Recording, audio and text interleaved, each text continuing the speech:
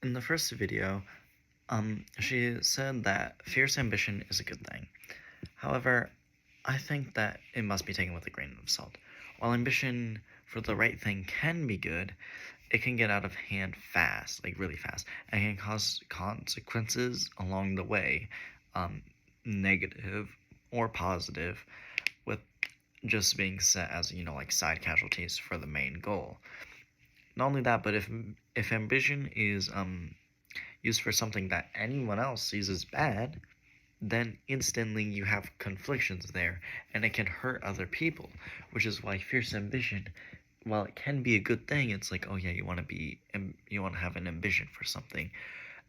Having fierce ambition can easily make it so that your goal is more important than others.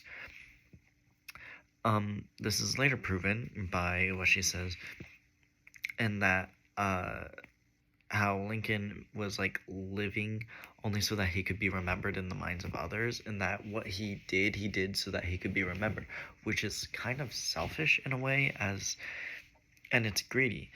As even if you're doing the right thing, if you're only doing it so that you benefit by being remembered, it's inherently bad. The whole point of doing the right thing is that you're doing something innately good out of the kindness of your own heart without seeking any benefits from it. And by doing so, you're taking this good thing and making it tainted and with your greed and selfishness. Um, However, despite that, I do think that one good thing that she brought up was how Lincoln put his rivals in charge, which is something I think should happen more often, as all of these people are seen as the biggest candidates for what they're running in. So if they're all working together in something with the main person who won having the most power, then you have the strongest people running that section, which sounds good.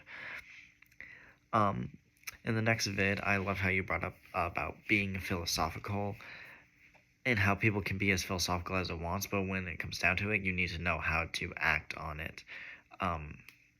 Another thing that was brought up was how the government should be moving forward, which I found interesting to me, as it kind of feels like the government is always stagnant. Like, the whole point is that different viewpoints, Republicans and Democrats, have different power at different times, or like have the same power at different times, so that they're always pushing back on each other. So the government is never really moving forward because there's always the push back, and always like this stagnant nature in which that one view can't push past the other one, so that it's hard to push forward. In the last video, the main things I learned was that every president falls into three powers, that being the Hamiltonian, the Madisonian, and the Jeffersonian, named off those presidents.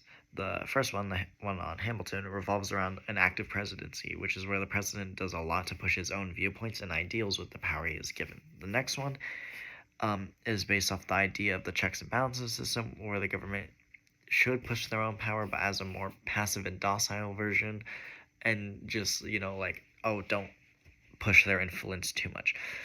And the last one, it focuses on what the majority wants and using that power to push what the majority wants, as that's what your power has been given for.